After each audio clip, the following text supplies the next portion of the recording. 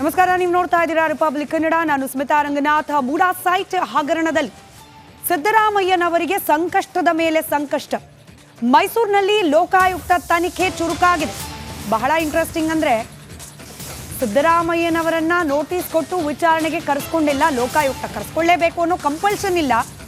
ಆದರೆ ಆಗ್ತಿರುವ ಪ್ರಕ್ರಿಯೆಗಳ ಕ್ರಮವನ್ನು ಗಮನಿಸಿದಾಗ ಸೂಕ್ಷ್ಮವಾಗಿ ಪ್ರಕರಣ ದಾಖಲು ಮಾಡಿಕೊಂಡು ತನಿಖೆಯನ್ನ ಮಾಡಿ ಅಂತ ಹೇಳಿರೋದು ಸಿದ್ದರಾಮಯ್ಯನವರ ವಿಚಾರದಲ್ಲಿ. ಅವರ ಪತ್ನಿ ಹೆಸರಲ್ಲಿ ಬಂದ ಕಾಂಪನ್ಸೇಟರಿ ಸೈಟ್ನ ವಿಚಾರದಲ್ಲಿ ಇಲ್ಲಿವರೆಗೂ ಸಿದ್ದರಾಮಯ್ಯನವರಿಗಾಗಲಿ ಅವರ ಕುಟುಂಬಸ್ಥರಿಗಾಗಲಿ ನೋಟಿಸ್ ಹೋಗಿಲ್ಲ. ಆದರೆ ಸ್ಪಾಟ್ ಮಹಜರು ಪ್ರಕ್ರಿಯೆ ಪ್ರಾರಂಭ ಆಗಿದೆ. ದೂರುದಾರರಾದ ಸ್ನೇಹಮಯಿ ಕೃಷ್ಣ ಅವರಿಗೆ ನೋಟಿಸ್ ಕೊಟ್ಟು ವಿಚಾರಣೆಗೆ ಕರೆಸಿಕೊಂಡು ಇದೀಗ ಅವರ ಸಮೇತ ಸ್ಪಾಟ್ ಮಹಜರು ಸ್ಥಳ ಪರಿಶೀಲನೆ ನಡೆಸಲಾಗ್ತಾ ಇದೆ. ಕೆಸರೆ ಗ್ರಾಮದ ಸರ್ವೆ ನಂಬರ್ 464. ಇನ್ಫ್ಯಾಕ್ಟ್ ಈ ಸರ್ವೆ ನಂಬರ್ನ ಜಾಗ ಉಳಿದೇ ಇಲ್ಲ ಅನ್ನೋದು ದೂರುದಾರರ ಆರ್ಗ್ಯುಮೆಂಟ್ ಕೂಡ. ಮೂಡಾ ವಶಕ್ಕೆ ಪಡೆದಾಗಿದೆ, ಸೈಟ್ ಮಾಡಿ ಬೇರೆಯವರಿಗೆ ಹಂಚಾಗಿದೆ. ಹೀಗಾಗಿ ಕೆಸರೆ ಗ್ರಾಮ ಅಂತ ಹೇಳಿ ಉಳಿದಿಲ್ಲ, ಅದೀಗ ದೇವನೂರು ಬಡಾವಣೆ. ಬಟ್ ಯಟ್ ಆ ಜಾಗದ ಪರಿಶೀಲನೆಗೆ ಮುಂದಾಗಿದೆ ಲೋಕಾಯುಕ್ತ ಸಂಸ್ಥೆ. ದೂರುದಾರರಾದ ಸ್ನೇಹಮಯಿ ಕೃಷ್ಣ ಅವರ ಸಮ್ಮುಖದಲ್ಲೇ ಪರಿಶೀಲನೆಯನ್ನ ನಡೆಸಲಾಗ್ತಾ ಇದೆ. SP TJ Udesh, Lokayukta SP TJ Udesh ನೇತೃತ್ವದಲ್ಲಿ ಪರಿಶೀಲನೆ ನಡೆಸಲಾಗ್ತಾ ಇದೆ. ಸ್ಥಳ ಮಹಜರು ಪ್ರಕ್ರಿಯೆ ಯಾವ ರೀತಿ ನಡೀತಿದೆ, ಇದರ ಪ್ರತ್ಯಕ್ಷ ವರದಿಯನ್ನ ನಮ್ಮ ಪ್ರತಿನಿಧಿ ವಿನೋದ್ ನೀಡಿದ್ದಾರೆ, ಗಮನಿಸಿ. ಲೋಕಾಯುಕ್ತದಲ್ಲಿ ಸಿಎಂ ವಿರುದ್ಧ FIR ದಾಖಲಾಗಿದೆ. ಈಗಾಗಲೇ ಇಡಿಯಲ್ಲೂ ಕೂಡ FIR ದಾಖಲಾಗ್ತಿದ್ದಂತೆ ನಿನ್ನೆ ರಾತ್ರಿ ಸಿಎಂ ಅವರ ಪತ್ನಿ 14 ಸೈಟ್ಗಳನ್ನು ವಾಪಸ್ ಕೊಡೋ ಮೂಲಕವಾಗಿ ಎಲ್ಲೋ ಒಂದು ಕಡೆ ಎಚ್ಚರಿಕೆ ಹೆಜ್ಜೆಯನ್ನು ಇಡ್ತಾ ಇದ್ದಾರೆ. ಇವತ್ತು ದೂರುದಾರ ಸ್ನೇಹಮಯಿ ಕೃಷ್ಣ ಅವರನ್ನು ಲೋಕಾಯುಕ್ತ ಅಧಿಕಾರಿಗಳು ಸ್ಥಳ ಮಹಜರಿಗೆ ಕರ್ಕೊಂಡು ಬಂದಿದ್ದಾರೆ. ನಾನೀಗ ಸದ್ಯ ಮೈಸೂರಿನ ಕೆಸರೆ ಗ್ರಾಮದ ಸರ್ವೆ ನಂಬರ್ 464 ಇಲ್ಲಿ ನೋಡ್ತಾ ಇರುವಂಥ ಖಾಲಿ ಜಾಗ ಇಲ್ಲಿ ಕಾಣ್ತಾ ಇದೆ. ಇಲ್ಲಿಂದ ಈ ಸ್ಥಳ ಏನಿದೆ, ಈ ಸ್ಥಳದಿಂದಲೂ ಕೂಡ ಸುಮಾರು 3 ಎಕರೆ 16 ಗುಂಟೆ ಜಾಗ ಅಂದರೆ ಲಿಂಗಾಬೀಚ್ ಜವರ ಅವರಿಗೆ ಸೇರಿದಂತಹ ಜಾಗ ಇದು. ಈಗಾಗಲೇ 2004ರಲ್ಲಿ CM ಅವರ ಬಾಮೈದ ಮಲ್ಲಿಕಾರ್ಜುನ ಸ್ವಾಮಿಯವರು ಈ ಒಂದು ಜಾಗವನ್ನು ಖರೀದಿ ಮಾಡಿದರು. ಇದಾದ ನಂತರ ಸಾಕಷ್ಟು ವಿವಾದಕ್ಕೆ ಕಾರಣ ಆಗಿತ್ತು. ವಿಷಯ ಗಮನಿಸ್ತಾ ಇರ್ಬೋದು. ಈಗಾಗಲೇ ಸ್ನೇಹಮಯಿ ಕೃಷ್ಣ ಸೇರಿದಂತೆ ಏನು ಲೋಕಾಯುಕ್ತ SP TJ ಉದೇಶ್ ಇರ್ಬೋದು, ಮಾಲ್ತೇಶ್ವರಿ DYSP ಮಾಲ್ತೇಶ್ವರ್ ಇರ್ಬೋದು, ಪ್ರತಿಯೊಬ್ಬರನ್ನು ಕೂಡ ಈಗಾಗಲೇ ಸ್ಥಳಕ್ಕೆ ಸುಮಾರು 15ಕ್ಕೂ ಹೆಚ್ಚು ಅಧಿಕಾರಿಗಳು ಸ್ಥಳಕ್ಕೆ ಬಂದಿದ್ದಾರೆ. ಎಲ್ಲರೂ ಕೂಡ ನಕ್ಷೆಯನ್ನು ಹಿಡಿದು ಈಗಾಗಲೇ ಏನು ಈ ಜಾಗದ ನಕ್ಷೆಯಲ್ಲಿ ಈ ಹಿಂದೆ ಯಾವೆಲ್ಲ ನಿವೇಶನಗಳಿತ್ತು, ಜೊತೆಗೆ ಯಾವಾಗ ಲೇಔಟ್ ಫಾರ್ಮೇಷನ್ ಆಯಿತು, ಪ್ರತಿಯೊಂದನ್ನು ಕೂಡ ನಕ್ಷೆ ಹಿಡಿದು ಮಾಹಿತಿಯನ್ನು ಪಡ್ಕೊಳ್ತಾ ಇದ್ದಾರೆ. ಈಗಾಗಲೇ ಸ್ನೇಹಮಯಿ ಕೃಷ್ಣ ಅವರು ಕೂಡ ಸ್ಥಳಕ್ಕೆ ಕರ್ಕೊಂಡ್ಬಂದಿರೋ ಕಾರಣಕ್ಕಾಗಿ ಸಾಕಷ್ಟು ಮಾಹಿತಿಗಳ ಕಲೆ ಆಗ್ತಾರೆ. ಇಲ್ಲೇ ಎಲ್ಲವನ್ನೂ ಕೂಡ ಏನೋ ಅವ್ರು ಕೇಳುವಂತಹ ಪ್ರಶ್ನೆಗಳಿಗೆ ಸ್ನೇಹಮಯಿ ಕೃಷ್ಣ ಅವರು ಕೂಡ ಉತ್ತರವನ್ನು ಕೊಡಬೇಕಾಗುತ್ತೆ. ತದನಂತರದಲ್ಲಿ ಒಂದಷ್ಟು ಅವ್ರು ಹೇಳುವಂಥ ಅವ್ರು ಯಾವ ರೀತಿಯಾದಂತಹ ಆನ್ಸರನ್ನು ಕೊಡ್ತಾರೆ, ಪ್ರತಿಯೊಂದನ್ನು ಕೂಡ ಒಂದು ಪತ್ರದಲ್ಲಿ ಉಲ್ಲೇಖವನ್ನು ಮಾಡಿ ಪ್ರತಿಯೊಂದನ್ನು ಕೂಡ ರೆಕಾರ್ಡ್ ಮಾಡಿಕೊಡ್ತಾರೆ. ಸೊ ಹೀಗಾಗಿ ಇವತ್ತಿನಿಂದ FIR ದಾಖಲಾದ CM ವಿರುದ್ಧ FIR ದಾಖಲಾಗಿದೆ. ಇವತ್ತಿನಿಂದ ತನಿಖೆ ಸಾಕಷ್ಟು ಚುರುಕುಗೊಳ್ತಾ ಇದೆ. ಈಗಾಗಲೇ ನೋಡ್ತಾ ಇರ್ಬೋದು, ಸಾಕಷ್ಟು ಸುಮಾರು 5 ಕಾರುಗಳಲ್ಲಿ ಬಂದಿರುವಂತಹ ಲೋಕಾಯುಕ್ತ ಅಧಿಕಾರಿಗಳು ಸಾಕಷ್ಟು ಈ ಒಂದು ಸ್ಥಳ ಪರಿಶೀಲನೆ ಮಾಡ್ತಾ ಇರುವಂಥದ್ದು.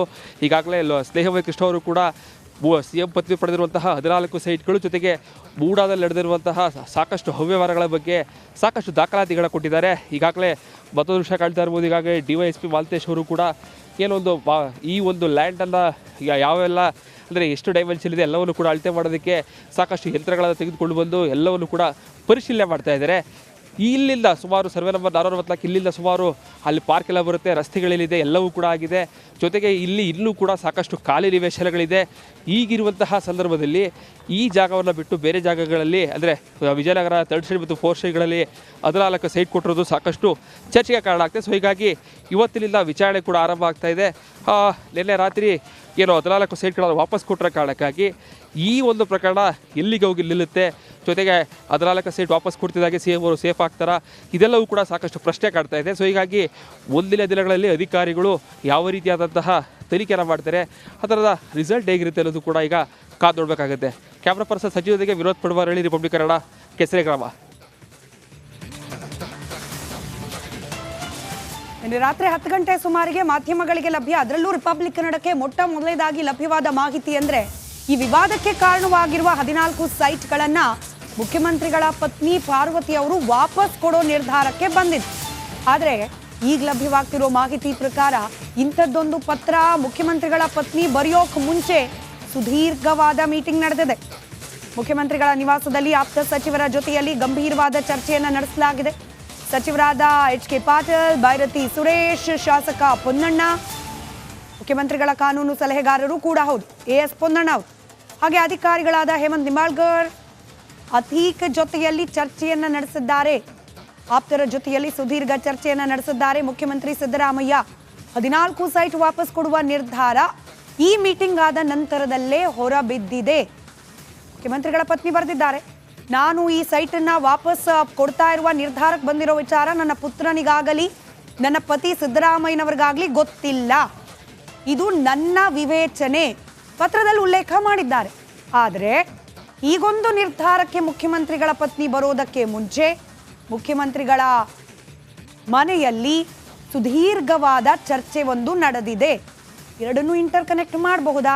ಈ ಮೀಟಿಂಗ್ ಆದ ನಂತರವೇ ಮುಖ್ಯಮಂತ್ರಿಗಳ ಪತ್ನಿ ಪಾರ್ವತಿ ಅವರು ಸೈಟನ್ನು ವಾಪಸ್ ಕೊಡೋ ನಿರ್ಧಾರಕ್ಕೆ ಬಂದಿದ್ದಾರೆ ಅನ್ನೋದನ್ನ ಕನೆಕ್ಟ್ ಮಾಡಿ ಮಾತನಾಡಬಹುದಾ ಗೊತ್ತಿಲ್ಲ. ಆದರೆ ಪತ್ರದಲ್ಲಿ ಉಲ್ಲೇಖ ಮಾಡಿದ್ದಾರೆ, ನಾನು ತೆಗೆದುಕೊಂಡಿರುವ ನಿರ್ಧಾರ ಅಂದರೆ ಸೈಟನ್ನು ವಾಪಸ್ ಕೊಡೋ ನಿರ್ಧಾರ ನನ್ನ ಪತಿಗೆ ಗೊತ್ತಿಲ್ಲ. ಇನ್ಫ್ಯಾಕ್ಟ್ ಸಿದ್ದರಾಮಯ್ಯನವರ ರಿಯಾಕ್ಷನ್ ಕೂಡ ಹಾಗೆ ಆಗಿತ್ತು. ಈ ರೀತಿಯಾಗಿ ಸೈಟನ್ನು ವಾಪಸ್ ಕೊಡೋ ನಿರ್ಧಾರ ನನ್ನ ಪತ್ನಿ ತಗೊಂಡಿರೋದು ನನಗೆ ಗೊತ್ತಿರಲಿಲ್ಲ, ನನಗೆ ಆಶ್ಚರ್ಯ ಆಗಿದೆ ಅಂತ ಹೇಳಿ. ಎನಿವೆ, ನಿನ್ನೆ ರಾತ್ರಿಯಿಂದ ಈವರೆಗೂ ಆಗಿರುವ ಮಹತ್ತರವಾದ ಬೆಳವಣಿಗೆಗಳು, ಒಂದು ಕಡೆ ED ಎಂಟ್ರಿ, ಮತ್ತೊಂದು ಕಡೆಯಲ್ಲಿ 14 ಸೈಟ್ಗಳ ವಾಪಸ್. ಈ ಎಲ್ಲ ಬೆಳವಣಿಗೆಗಳ ಬಗ್ಗೆ ಮಾತನಾಡಲಿಕ್ಕೆ ದೂರುದಾರರಾದ ಪ್ರದೀಪ್ ಕುಮಾರ್ ಅವರು ನಮ್ಮ ಜೊತೆ ನೇರ ಸಂಪರ್ಕದಲ್ಲಿದ್ದಾರೆ. ಪ್ರದೀಪ್ ಅವರೇ, ನಿಮ್ಮ ಹೋರಾಟಕ್ಕೆ ಜಯ ಸಿಕ್ತಾ? ಸೈಟ್ ಪಡೆದಿರೋದು ಅಕ್ರಮವಾಗಿ ಅನ್ನೋದು ನಿಮ್ಮ ವಾದ ಆಗಿತ್ತು, ಈಗ ವಾಪಸ್ ಕೊಡ್ಲಿಕ್ಕೆ ನಿರ್ಧಾರ ಮಾಡಿದ್ದಾರೆ, ಮುಗಿತಾ ಅಲ್ಲಿಗೆ? ಅಲ್ಲ, ವಾಪಸ್ ಕೊಡಕ್ಕೆ ಅವ್ರದೇ ಅಲ್ವಲ್ಲ ಮೇಡಮ್, ಅವ್ರು ಯಾರ್ದು? ಅವ್ರದ್ದು ಅದು. ವಾಪಸ್ ಕೊಡಕ್ಕೆ ಅವ್ರಿಗೆ ಏನ್ ರೈಟ್ ಇದೆ ಮೇಡಮ್? ತಗೊಂಡಿದ್ದೆ ಅಕ್ರಮ, ತಗೊಂಡಿದ್ದೆ ಇಲ್ಲಿಗಲ್, ತಗೊಂಡಿದ್ದೆ ಚೀಟಿಂಗ್ ಅಲ್ಲಿ. ಅವ್ರಿಗೆ ಯಾವ ರೈಟ್ ಇದೆ? ಅದು ಮೂಡ ಪ್ರಾಪರ್ಟಿ, ಅದು ಸರ್ಕಾರದ ಜಾಗ, ಅದು ನಮ್ಮ ನಿಮ್ಮ ಎಲ್ಲರ ಸ್ವತ್ತದು. ದೇವರಾಜನನ್ನ ಕ್ರಿಯೇಟ್ ಮಾಡಿ ಅವನ ಹೆಸರಿಗೆ ಆ ಡಾಕ್ಯುಮೆಂಟ್ಸ್ ಅನ್ನ ಕುಣಿಸಿ ಅವರಿಂದ ಮಲ್ಲಿಕಾರ್ಜುನ ಹೆಸರಿಗೆ ಇವ್ರ ಹೆಸರಿಗೆ ವರ್ಗಾವಣೆ ಮಾಡಿಸ್ಕೊಂಡ್ರಲ್ಲ, ದಟ್ ವರ್ಗಾವಣೆ ಇಟ್ಸ್ ಇಲ್ಲಿಗಲ್. ಆ ಟ್ರಾನ್ಸ್ಫರ್ ಇಲ್ಲಿಗಲ್ ಆಗಿರೋದ್ರಿಂದ ಇವ್ರಿಗೆ ಎಲ್ಲಿದೆ? ಇವ್ರದ್ದು ಕಾಂಪನ್ಸೇಷನ್ ತಗೊಂಡು ಒಂದ್ಸರಿ ಕಾಂಪನ್ಸೇಷನ್ ತಗೊಂಡ್ಮೇಲೆ ಇವ್ರಿಗೆ ಯಾವ ನೈತಿಕತೆ ಇದೆ? ಇವ್ರಿಗೆ ಎಲ್ಲಿದೆ ಅದ್ರ ಜಮೀನು? ಇವ್ರು ಓನರ್ ಆಗ್ಲಿಕ್ಕೆ ಯಾಕೆ ಸಾಧ್ಯ?